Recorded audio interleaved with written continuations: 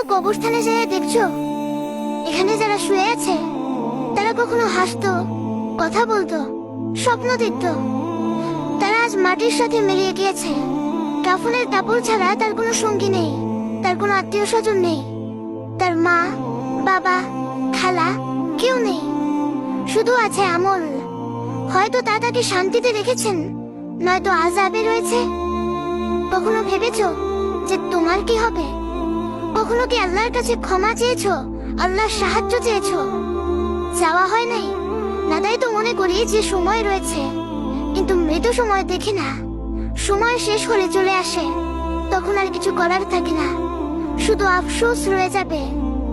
এই দুনিয়াতে কেউ তোমাকে বুঝবে না, না বাবা, না মা, না বন্ধু বান্ধব। এই দুনিয়ার ধোকায় পড়ে আল্লাহকে ভুলে যেও না। Likey